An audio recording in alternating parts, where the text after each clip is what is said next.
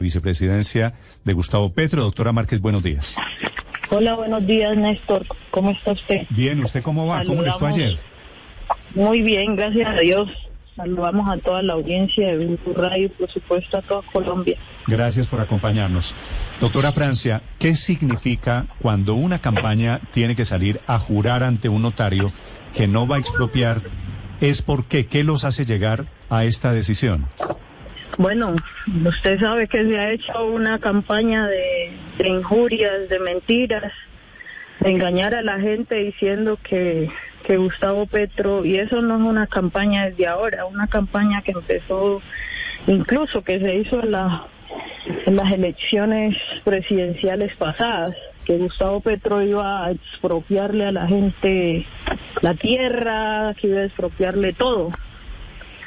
Pues parte de lo que estamos haciendo es demostrándole a este país que no tenemos ninguna intención de expropiar. Aquí quienes le han expropiado históricamente la tierra, la gente, son quienes han gobernado. Aquí quienes le han expropiado incluso las viviendas a la gente son quienes han gobernado. Aquí quienes no nos han garantizado vivir con derechos son quienes han gobernado, y ese no es Gustavo Petro ni soy yo. En ese sentido creo que pues yo no tendría que ir a una notaría a comprometer mi palabra. Creo que he sido una mujer coherente entre lo que digo y lo que hago, porque me enseñaron en mi casa a honrar la palabra, pero creemos que eso le da tranquilidad a los colombianos y colombianas para una decisión trascendental que hay que tomar el 29 de mayo, y es un cambio para este país, un cambio en favor de la vida, en favor de la paz, en favor de la justicia social, en favor de la dignidad. Sí. Doña Francia, el acto de ayer en la notaría los obliga, los compromete, porque entiendo que es simbólico, pero no sé ustedes desde adentro cómo lo leen. ¿Qué tan obligados quedan a cumplir ese no vamos a expropiar? Bueno, Néstor, usted sabe que cuando uno hace un juramento bajo la gravedad del juramento, cuando uno hace una declaración bajo la gravedad del juramento, como lo que hicimos ayer, se está comprometiendo su fe pública, y eso puede traerle sanciones legales, ¿sí?, por no cumplir lo que está prometiendo ahí.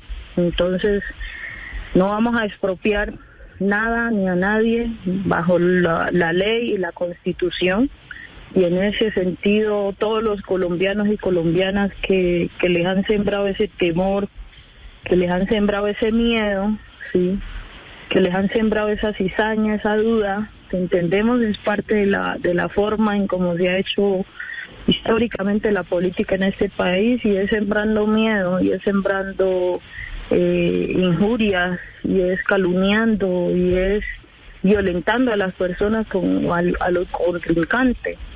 Ahora vemos a los contrincantes, en vez de presentarle las propuestas al país, su campaña es el miedo que le generan a la gente hacia Petro. Este país está cansado de lo mismo, y este país quiere un cambio. Y por eso aquí estamos, construyendo una opción de cambio real, ¿sí?, que dignifique la vida, que logre arrancar el hambre, que logre arrancar las injusticias históricamente pues que se nos han impuesto como sociedad. Y por eso entonces comprometemos nuestra palabra bajo juramento de que no vamos a expropiar a nadie, que vamos a respetar la ley, la Constitución y la ley. Sí. ¿Usted ve alguna diferencia entre expropiar y democratizar? Sí, claro que sí. Claro que sí. Democratizar, pues eso es parte de la Constitución, ¿no? La Constitución plantea una política democrática. Pues eso es lo que no hemos tenido en este país. Yo en reiteradas ocasiones he manifestado que aquí no hay democracia, y no hay democracia porque pues a la mayoría de los colombianos no les permite vivir en dignidad. Mire, hoy la gente está sufriendo porque ya los recursos económicos no le alcanzan para llevar al hogar la comida, ¿sí? Y eso tiene que ver con temas económicos, pero con temas políticos. Entonces yo creo que aquí estamos viendo de la resistencia al poder para lograr que la dignidad sea costumbre. Vamos a ir por el vivir sabroso y sabemos que los colombianos esta vez no se van a dejar engañar de las injurias, de las mentiras, de los montajes, de los chantajes, de las manipulaciones que siempre se hacen en política. Si usted me dice que considera que es diferente democratizar a expropiar, ¿podrían democratizar qué? Por ejemplo, ¿en qué están pensando cuando hablan del término democratizar? Bueno, yo creo que no lo decimos nosotros, lo dicen hoy organismos internacionales, que Colombia es un país de los más desiguales del planeta, ¿sí? Y parte de esas desigualdades tiene que ver con la concentración, ¿sí?, exacerbada de la tenencia de la tierra. Democratizar implica, ¿sí?, fortalecer la productividad, y eso significa que quien tiene tierra, pues que la ponga a producir, y eso significa que los recursos del Estado se van a invertir en el campo, ¿sí?, que la gente campesina puede volver a sembrar su tierra. Y eso significa garantizar paz, porque no es posible fortalecer una producción en el campo, por ejemplo, de alimentos, que hoy es una necesidad, si no hay garantías de parte del Estado, si no hay vías. En muchos territorios la gente no tiene cómo movilizarse para sacar un producto. Por eso la coca tomó ventaja en muchos lugares de este país, porque hubo un abandono del Estado en términos de la distribución de los recursos. Producir es parte de los desafíos que tenemos, recuperar la producción nacional, y para mí lo fundamental hoy es recuperar la producción nacional en términos de la soberanía alimentaria, porque la gente está muriendo de hambre. Entonces, la figura, el término democratizar sería por un lado para tierras, estamos de acuerdo, ¿cierto? Para tierras, democratizar la economía, democratizar que a todo el mundo le lleguen los servicios básicos, esenciales, agua potable, que todo el mundo tenga acceso a educación. Y democratizar de también calidad. Pensiones, por ejemplo, que era la otra manera de aplicar el término democratizar. Bueno, eso no lo hemos dicho. Nosotros nunca hemos hablado de democratizar en términos de pensiones, ¿sí? Eso lo dicen ustedes. Creemos que lo que hay que garantizar es el acceso a que todos los mayores de este país que han cotizado tengan derecho a una pensión, que se puedan pensionar. Eso no está pasando. Hay más de 3 millones de personas adultas que no tienen ni siquiera un subsidio pensional, reciben 80.000 pesos. Y lo que hemos planteado nosotros es que las personas, adultos mayores, reciban 500.000 pesos como subsidio, como una pensión, como media pensión, para que puedan vivir en dignidad. Doña Francia, no sé si usted ha escuchado las declaraciones de los líderes representantes de los fondos de pensiones que mencionan esa palabra, la expropiación, producto de la propuesta precisamente lanzada hace unas semanas por el candidato Petro, que tiene que ver con su reforma pensional, es decir, trasladar los aportes de muchos colombianos que en este momento están en los fondos privados de pensiones a un sistema público. A eso le llaman desde los fondos privados una expropiación. ¿Ustedes han cambiado en algo esta propuesta? Bueno, expropiación es lo que está haciendo el presidente. El presidente, precisamente cuando Petro salió a cuestionar cómo están usando los recursos del sistema privado, de que cotizan la gente en el sistema privado, cómo lo usan para construir obras, etcétera, etcétera, que terminan como el puente de Chirajara. El mismo presidente salió a darle la razón, porque el día siguiente salió a anunciar que iban a hacer unas construcciones de infraestructura, sí, que iban a hacer unas construcciones de peajes con los fondos privados. Entonces, aquí quien le está expropiando las condiciones a los mayores para que puedan vivir en dignidad no es Petro. Sí. Al contrario. Doña Francia, sobre este episodio de ir a la notaría con Gustavo Petro, hace apenas unas horas Germán Navastalero, que aceptó la invitación del candidato Petro para asesorarlo en lo jurídico en la campaña, dice que esto es un saludo a la bandera. Lo que muchos están diciendo es que esto no tiene ningún efecto, empeñar la palabra en una notaría. Bueno, ¿cuántos de los otros han expropiado y por qué no han ido nunca a una notaría siquiera. ¿A cuánta gente le han quitado las posibilidades de una vivienda digna en este país? ¿A cuántas víctimas expropiaron la tierra? ¿Cuántas hoy están en procesos de restitución de sus derechos territoriales? ¿A cuántas comunidades étnicas en este país le han quitado la tierra? ¿Y por qué yo nunca los vi ni siquiera ir a una notaría? Usted tiene la teoría de que es el Estado, de que son los gobernantes los expropiadores hasta hoy en Colombia.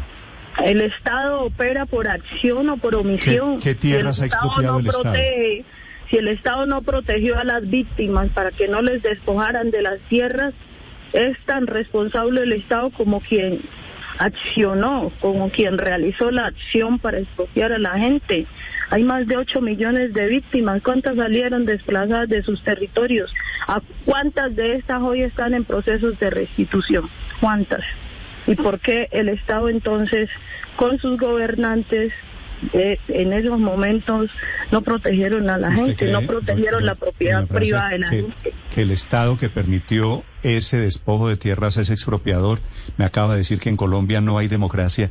Si en Colombia no hay democracia, ¿por qué ustedes son candidatos en este régimen del que desconfían?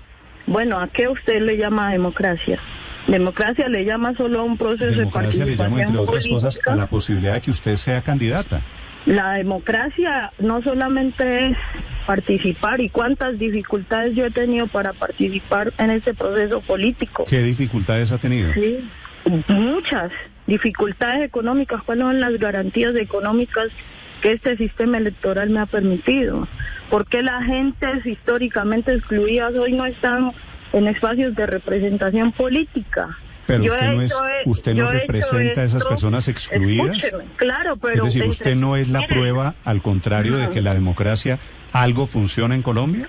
Por supuesto, Néstor, pero de 200 y pico de años, ¿cuántas mujeres negras han podido candidatizarse a una... no, pero no le estoy hablando, de los desde la colonia hasta hoy. Le estoy hablando de la Colombia del año 2022, que permite su candidatura. En 2022 he tenido dificultades para participar en este proceso político, Néstor.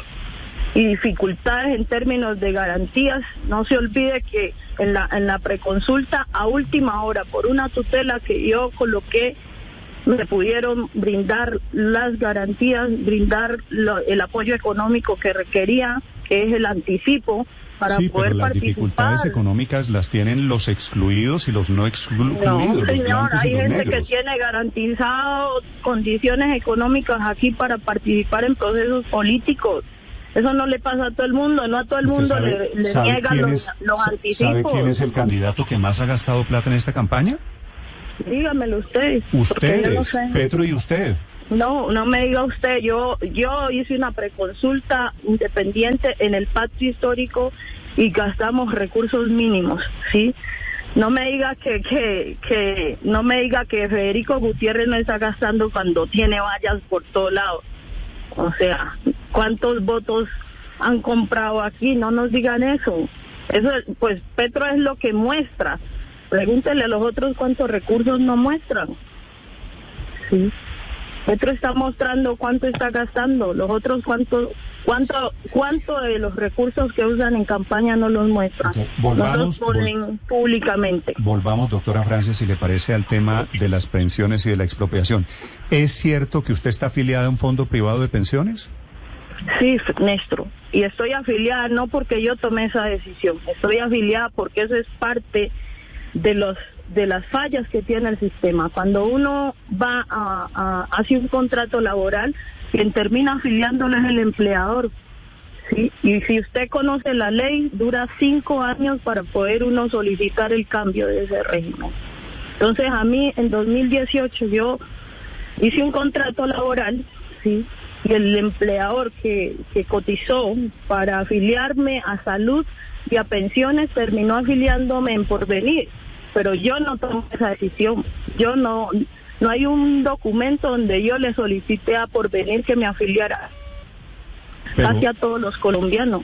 Pero ¿por qué, siendo usted la empleada, yo como empleado tengo la capacidad y tomé la decisión de retirarme de un fondo privado, eso no irme a funciona Colpensiones? así.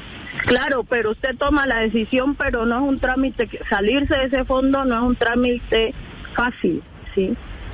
La ley dice que tiene que esperar 5 años para poderse retirar de ese sistema. Y yo ya hice la solicitud de retiro. Hice la solicitud, pero eso es un trámite, eso es un proceso.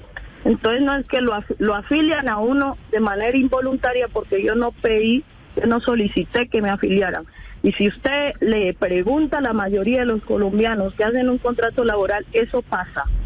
Eso pasa, que sin consentirlo a uno, sin preguntarle a uno, lo van afiliando al régimen privado. Entiendo esa circunstancia. Como usted lo sabe mejor que yo, doctora Francia, pues la han criticado porque usted defiende el modelo público de pensiones en el que yo estoy, entre otras cosas, en Colpensiones, pero está en el fondo privado. ¿A usted le parece que hay allí alguna contradicción, alguna incoherencia?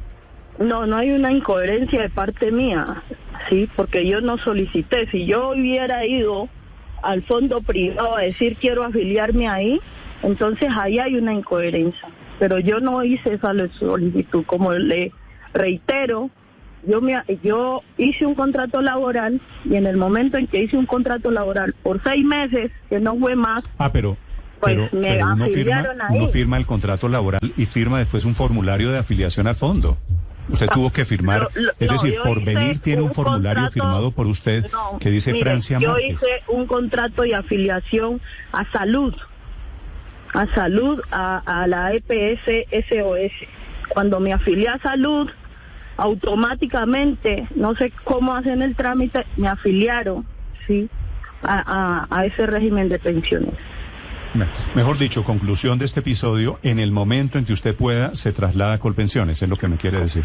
Claro que sí, yo ya hice la solicitud de traslado, pero como le digo, eso no se hace, eso no se logra de la noche a la mañana. Eso tiene un trámite y un proceso. Vale. La última doña pregunta, Francia, Víctor, sobre el tema de pensiones. No, es que no sé si doña Francia de pronto ha recibido la doble asesoría, que es como la oportunidad que tienen los colombianos para saber cuál fondo le conviene más. Si usted se pasa a Colpensiones, por ejemplo, tendría que cotizar 150 semanas más para obtener una pensión. ¿Usted de pronto ya recibió esa doble asesoría, doña Francia? No, señor, no le he recibido, pero he tomado esa decisión de que voy a trasladarme al fondo público, porque Colpensiones pues garantiza que la gente se pensione, y pues yo he dicho que hay que fortalecer que en la vejez la gente efectivamente tenga una pensión. Sí. Doctora Francia, le hace un oyente, le traslado la siguiente pregunta. Si usted tenía un contrato privado y estaba cotizando en el régimen pensional privado en un fondo de pensiones en Porvenir, ¿por qué tenía subsidios? ¿Por qué recibía subsidios del Estado? Bueno, eso tiene que preguntárselo al gobierno de Iván Duque. Sí, eso tiene que preguntárselo a ellos, porque a mí me calificaron, ¿sí?, según mi CISBEN, para recibir el subsidio de ingreso solidario. ¿Sí? Yo nunca he recibido ningún beneficio del Estado, y en la pandemia yo no solicité el subsidio. Sí, es más, yo nunca voy a hacer fila para reclamar el subsidio, eso me lo consignaban a mi cuenta.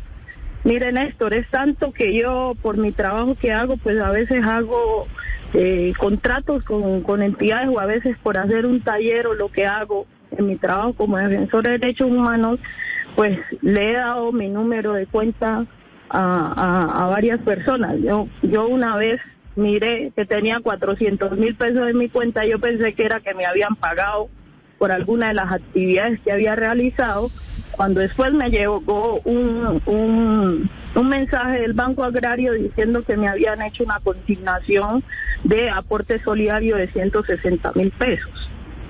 Sí. Yo no lo solicité. Y usted teniendo en cuenta que tenía un salario, por otro lado, ¿consideró la posibilidad de no recibir o de devolver ese dinero? Yo no tenía salario. En 2019 yo no tenía salario.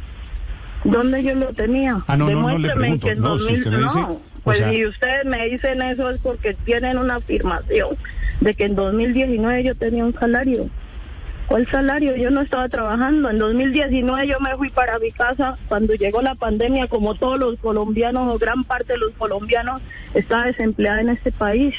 Y si yo como colombiana, como una mujer empobrecida de este país, no tengo derecho a recibir beneficios del Estado, entonces no, si usted... ¿qué? No, es que le entendí que usted estaba trabajando cuando recibió ingresos solidarios. En 2018, cuando me afiliaron, una cosa es la afiliación a salud y pensiones, yo hice un contrato en 2018.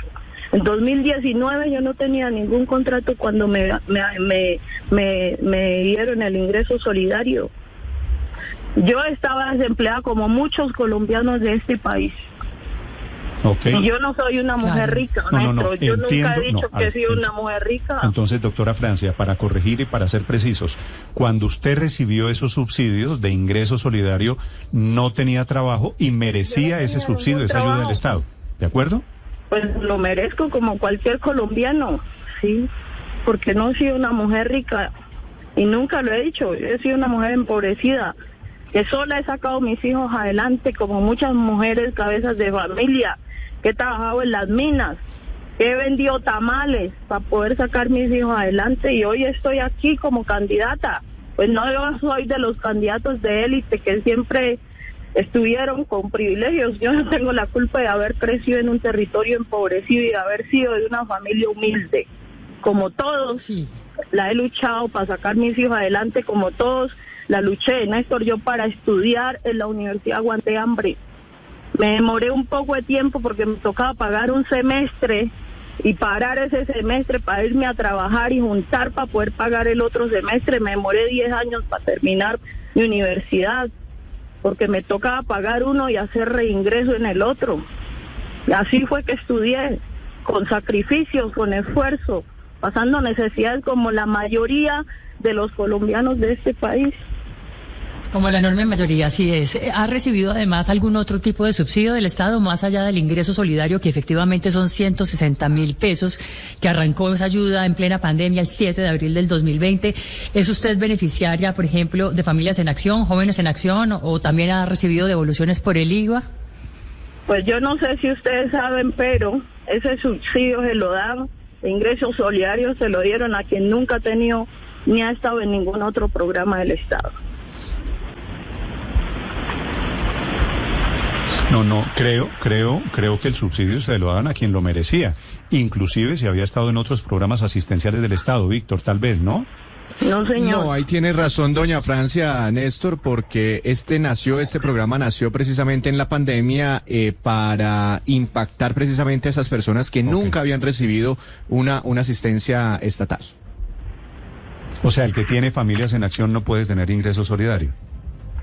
En teoría no. Y yo quería preguntarle a doña Francia cómo le parece ese programa de ingreso solidario. Bueno, yo no sé si 160.000 pesos le sirven a la gente para salir del nivel de pobreza. Si el índice de pobreza es en casi 300.000 pesos, no sé si con 160.000 pesos la gente va a vivir en dignidad. Díganme ustedes si eso a ustedes les alcanzaría para un mes para salir adelante. Sí. ¿Es 160 o 400? Me dijo en algún momento que recibía. 160.000 pesos, solo que yo nunca lo había recibido y tenía acumulado 400.000 pesos. Okay. Y ustedes en un eventual gobierno, doña Francia, ¿qué harían con este programa? Es una de las preguntas que se hacen hoy 4 millones de colombianos. ¿Se fortalecerá, desaparecerá, aumentará el giro? Bueno, yo entiendo que ese programa de ingreso solidario es un programa transitorio en el marco de la pandemia, ¿sí? En ese sentido entiendo que hay que fortalecer, sí, así lo hemos venido planteando y así está en el programa, que vamos a fortalecer el programa de Familias en Acción sobre la línea base de pobreza, sobre la línea, porque el subsidio de Familias en Acción está por debajo del índice de pobreza nacional. Sí, entonces el subsidio, lo que decimos es que si el índice de pobreza está por 300.000, pues ese subsidio sobre todo para las mamás cabezas de familia, porque Familias en Acción casi la mayoría son mamás cabezas de familia, por lo menos debe subir ese ingreso por encima para que entonces esa familia sí pueda salir de las situaciones de empobrecimiento en las que estamos. Sí, usted me preguntaba si 160.000 lo sacan a uno de la pobreza. Me escribe aquí una persona que también recibió los giros, me dice que ha recibido 25 veces 160.000 pesos, que sus cuentas le dan algo más de 4 millones de pesos. Y 4 millones de pesos, es decir, algo sirven para una familia que está en una condición de estas de necesidad, ¿no? Claro, en 2 años, 4 millones. Dígame si en 2 años ustedes viven con 4 millones. No, seguramente no sirven, pero es mejor tenerlos o no tenerlos. No, yo no estoy diciendo que sea malo tenerlo. Lo que estoy diciendo es, ustedes me preguntaron por la calidad del programa. Lo que estoy diciendo es que ese programa no saca a la gente de la pobreza. Es la doctora Francia Márquez, que es el tiquete vicepresidencial de Gustavo Petro, esta mañana hablando del acto ante la notaría de ayer de la expropiación, hablando un poquito de todo. 8:11 minutos, doctora Francia Márquez, muchas gracias por estos minutos. Muchas gracias a usted, Néstor. Gracias un saludo. a usted, le deseo un feliz día.